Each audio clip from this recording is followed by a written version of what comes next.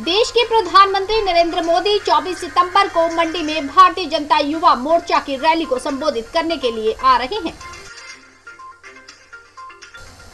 हिमाचल भाजपा के अध्यक्ष सुरेश कश्यप ने मंगलवार को शिमला में प्रेस वार्ता को संबोधित करते हुए कहा कि प्रधानमंत्री नरेंद्र मोदी की रैली में 1 लाख युवाओं को जुटाने का लक्ष्य रखा गया है। उन्होंने कहा कि इतिहास में पहली बार है कि जब प्रधानमंत्री नरेंद्र मोदी युवा मोर्चा की रैली को संबोधित करने जा रहे हैं।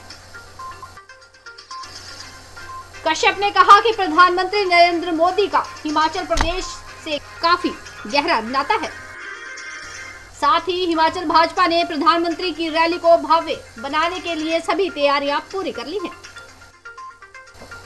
हिमाचल भाजपा के अध्यक्ष सुरेश कश्यप ने कहा कि भारतीय जनता पार्टी प्रधानमंत्री नरेंद्र मोदी को लेकर पूरी तरह तैयार है।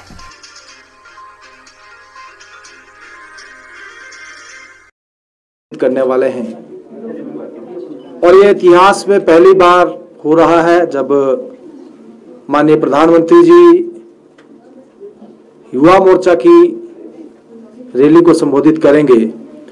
और भारतीय जनता पार्टी युवा मोर्चा ने लक्ष्य रखा है कि 1 लाख से ज्यादा युवा, केवल युवा 40 वर्ष से कम आयु के युवा जो प्रदेश भर से इस रैली का हिस्सा बनेंगे।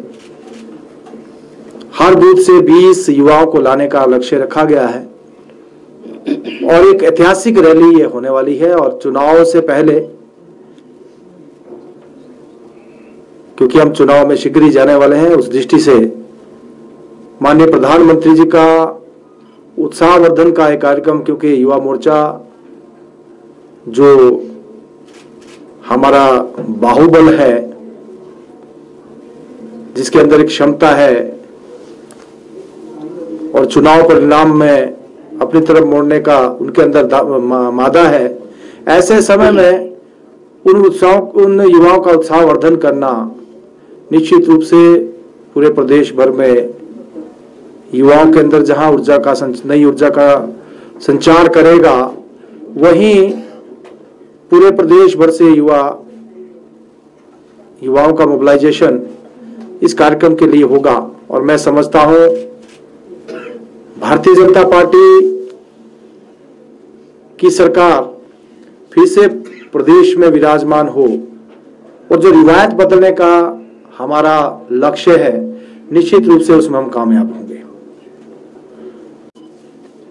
जिस प्रकार से आज कांग्रेस पार्टी छिन्न भिन्न हो गई है, मैं समझता हूं जो लक्ष्य मैंने रखा है, निश्चित रूप से हम कामयाब होंगे। कांग्रेस पार्टी के आज स्थिति क्या है, वो ठाकुर रामलाल के जो आंसू थे उससे ही आप अंदाजा लगा सकते हैं। स्वयं कांग्रेस की जो प्रदेश अध्यक्ष है, उन्होंने अपने बयान में कहा है कि राहुल गांधी और प्रियंका गांधी हमारी बात को नहीं सुनते, सीनियर लोगों की बात को नहीं सुनते, और यही वजह है कि कांग्रेस के नेता कांग्रेस पार्टी को छोड़कर भारतीय जनता पार्टी या दूसरे दलों में शामिल हो रहे हैं। उन्होंने सीधा सीधा इस बात को कहा है कि राहुल गांधी और उनकी जो युवा टीम है वो सीनियर लोगों को तवज्जो नहीं देती।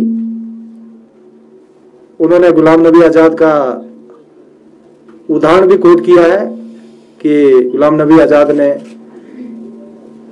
अपने रिजाइन देते समय इस बात को रखा कि उनकी सुनी नहीं जाती। और ये बात कांग्रेस के कई लोग कह चुके हैं। स्वयं आनंद शर्मा जी ने स्टीयरिंग कमेटी से रिजाइन दे दिया। रामलाल ठाकुर ने अभी पिछले दिनों ही अपने बयान में कहा कि मैं सीनियर मोस्ट हूं, 1985 से मंत्री हूं, इसके बावजूद भी मेरी बात नहीं सुनी जा रही है।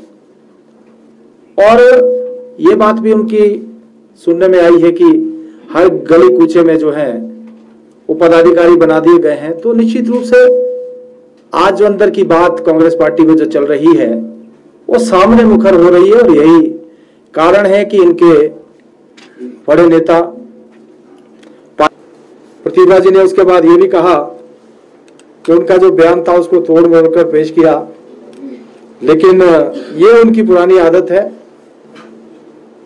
पहले भी उन्होंने जब गुड़िया के ऊपर बयान दिया था तब भी उन्होंने इस बात के लिए कहा था कि ये छोटी मोटी घटना है, और बाद में अपने बयान से मुकर गई थी। उपचुनाव के समय में उन्होंने कारगिल युद्ध को युद्ध मानने से इनकार कर दिया था।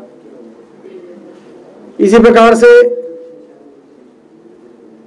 उनकी जो मानसिकता है,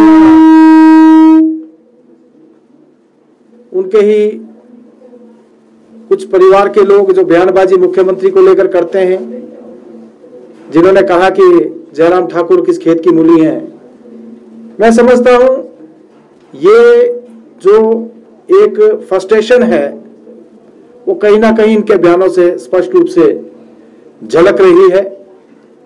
और यही कारण है कि आज जो परिवारवाद की राजनीति है वो चाहे केंद्र में है या प्रदेश में है, उससे कांग्रेस के नेताओं का मोह भंग हो गया है। जिस प्रकार से मुख्यमंत्री के बहुत ज्यादा दावेदार हो गए हैं, इससे कांग्रेस पार्टी में गुटबाजी बढ़ी है, और कांग्रेस के कारण का एक बहुत बड़ा, कांग्रेस के पतन का एक बहुत बड़ा कारण जो है मैं समझता हूं वो अब सबके सामने है। तो यह तय है कि भारतीय जनता पार्टी इस बार रिवाज बदलेगी और फिर से भारतीय जनता पार्टी की सरकार हिमाचल प्रदेश में विराजमान होगी। देखिए, हम किसी के अपना सिस्टम भारतीय जनता पार्टी का है, किसी के कौन क्या करता है, आम आदमी क्या करती है, कांग्रेस क्या करती है, उस विषय को हम बहुत ज्यादा तवज्जो नहीं देते। भारतीय जनता पार्टी समय के ऊपर कैंडिडेट्स का चयन करेगी, जो जीतने की क्षमता रखते हैं उनको टिकट दिए जाएंगे, और जब हमारी पूरी प्रक्रिया पूर्ण हो जाएगी उसके बाद हमारा जो शीर्ष नेतृत्व कैंडिडेट तय करेगा, और उसके बाद ही पता चलेगा कि कौन कहां से चुनाव लड़ेगा। तो मैं समझता हूं इस विषय को हम अपने शीर्ष नेतृत्व के ऊपर छोड़ते हुए जब भी आगामी कोई कार्रवाई होती तो आपके ध्यान में लाएंगे। कश्यप जी, मेरा सवाल ये है कि आप कहते हैं कांग्रेस मुक्त, लेकिन जो आपकी पार्टी में नेता कांग्रेस से आ रहे हैं तो वो तो कांग्रेस युक्त हो रही है आपकी पार्टी। नहीं, देखिए ऐसा नहीं, मैं वैसे अभी तो कांग्रेस मुक्त वाली बात अभी तो नहीं कही है, लेकिन चलो आपने प्रश्न पूछा है। लेकिन यह बात सही है कि पूरा देश कांग्रेस मुक्त हो गया है, और आज केवल मात्र 2 राज्यों में इनकी सरकार बची है। सबसे पुराना राजनीतिक दल आज लगभग विलुप्त होने के कगार पर है। 4 राज्यों में हमने देखा किस प्रकार से कांग्रेस का क्या हासिल हुआ, और हिमाचल प्रदेश में भी आप इस बात को स्वयं देखेंगे तो पूरा देश कांग्रेस मुक्त जो है हो रहा है। ये हम नहीं कह रहे, जनता कह रही है। देश और प्रदेश में जनता एक और विषय कहती है, ऐसा नहीं है। देखिए, कानून अपना काम करता है, जो गलत करेगा उसको सजा मिलेगी। एक उदाहरण जो नेता भाजपा में आया हो और उसके बाद भाजपा में होने के बावजूद कार्रवाई की गई। नहीं, हमारे पास ऐसा कोई उदाहरण नहीं है, लेकिन इतना अवश्य है कि जो भी गलत करेगा उसको उसका नतीजा भुगतना पड़ेगा। गलत काम करने वाले को जो है जो उसने किया है उसकी सजा अवश्य मिलेगी। लेकिन मैं इतना अवश्य कहना चाहूंगा कि जब से 8.5 वर्षों में भाजपा की सरकार बनी है, कोई भी एक भी भ्रष्टाचार का आरोप हमारे किसी नेता के ऊपर नहीं लगा, और मैं कहना चाहूंगा कि एक स्वच्छ सरकार देने का काम हमने किया है। सर, आप कह रहे हैं कि रैली हो रही है।